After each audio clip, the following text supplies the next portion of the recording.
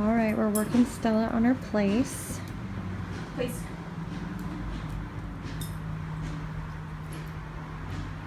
Down. She already knew sitting down. She just didn't know place. Good. And I have the door open, which is a huge distraction for her because she likes to bark at everything. Stella, breathe. And she's never been asked to work this much probably since she was a puppy. Place. Good. Oh, I saw that sudden stop she did. That was really good. Down.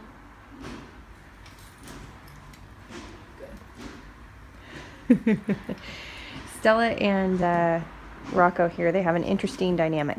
Stella is the little diva. Stella, breathe. She gets her way. She's the veteran of the house. And she does know her basic obedience, and she does it when it pleases her. Place. She's definitely, a dog with just a really strong temperament, strong will. She just, unless there's something in it for her, she just doesn't work. Which is why she's so good on a walk. Like, she picked up on the walk so quickly, partially because she'd had training when she was a puppy, and then also... Nope. And then also because there's something in it for her, right? Going for a walk, going outside. This, there's no food, there's nothing in it for her. She's just learning to work. So it's just been really interesting to see the different dynamic where she's not really a people pleaser. And I don't mean that in a bad way. She's just a really independent dog. Whereas Rocco, on the other hand, would basically live in your lap as a lap dog. If he could, and that would be his life, other than, jumping and mouthing and wreaking havoc on society. So that's just a very different, dynamic between these two right here. So Rocco's actually been with us before. He's actually just boarding with us right now. And as it turns out, because of just her lack of structure, it's been difficult to keep up Rocco's training. So we're focusing on just getting them on the same page, basically. That way things can be easy for them. She does know what this is. If Alyssa had treats, she would be doing all this 100 miles an hour, plus jumping around and being a complete nutcase and not focusing. So that's the difference here. This is definitely the state of mind that we want to go for. We just want her to be more confident in doing it, and you're going to see that. You'll be super surprised. Ooh, that was a nice stop. You'll be super surprised when you see her tomorrow, and especially Thursday and Friday, how this changes. Because you see now, she's actually making Alyssa follow through. I hope you guys understand that. Not all dogs do this. Rocco didn't do this. This is just a temperament. She's making Alyssa follow through. It's pretty interesting. Oh, she is so pitiful. All right, so if you guys saw the video on her earlier, this is literally one tweak in case you guys are working with your dogs at home that I would want you to make, which is because she knows down, and she knows down really well, we were giving, because she was doing it like clockwork when we were working with her earlier, but since she went on and on and on with no food reward and only verbal praise, she got to where she didn't want to do it anymore. And we didn't get that on video, like that moment when she was just like, you know what, I'm done laying down for you guys.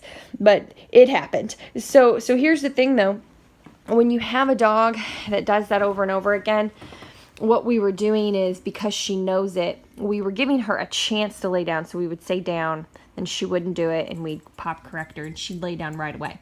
So, but here's the thing, here's the tweak that we're going to make on this next round, is just that when she does lay down, when I do give her the down command, if she does that more than 2-3 times in a row, I'm going to stop asking for it. I'm just going to immediately give her just a little pop cue. And this is what I mean by a pop cue. So here's the difference. Rather than having to correct her, I'll just give her a cue. Break. Good girl. Sorry, my sniffling. Come on. Place. Good. Down. Good. So rather than saying down and then her defying me, which you'll just have to trust me, even though I don't have footage, she was downing like clockwork in the beginning and then just stopped deciding to do it. Rather than having to say no and then correct her, I'm just going to go ahead and give her cues. Break. Good girl. Oh, you're tied up. There we go. Place. Down. So I'm not sure how well you can see it. Boy, she's really lean enough.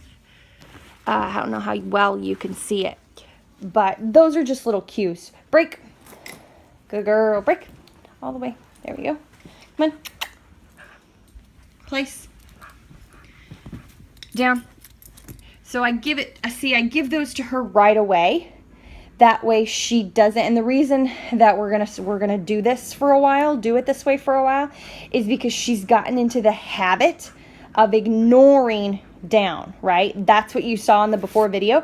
If you didn't see that, take a peek at that. So that's what you saw in the before video. So if they get in the habit of you asking for a down and you know that they know what it means, stop asking. Just put them in a down. That way you develop those new habits of every time you say down, they lay down. Then wean them back off of that again. Okay, so anytime you see your dog struggling for whatever reason, it doesn't matter if it's because they're being ornery, or maybe they're confused, or it doesn't matter the reason, you always want to do that and then wean them off of it again. And by wean them off of it again, I mean like by the end of the day or by the end of the session. Break. Good job. Come on. Place. So weaning them off would be just down. See, just me pointing because she thought I was about to grab the leash and make her lay down anyway. Break. Good. Place. Down. Good. So this time I'm going to try not to do it at all. Break. Break. Good. Place. Down. Good. Very good. So that'll be me weaning her off of that. I'll point a few times and then I'll try it without doing anything but just standing there. And then you also have to know, I forgot to mention this on the last video, you also have to know that that's the first time with Alyssa patterning her. So she's, with her type of personality, she's going to challenge her more. She's going to make Alyssa follow through. What I was telling her the other night, it was really funny, is last night we were working on duration place and she would like jump up at a noise and we would say no and down, and she laid down the first couple of times, but then she would make us stand up. Like she would wait to see if we were going to follow through with making her lay back down. It was so interesting. It's just her temperament. I mean, she's sweet as can be, but it's just her independent attitude where she literally would just sit or stand completely up and she would stare at us.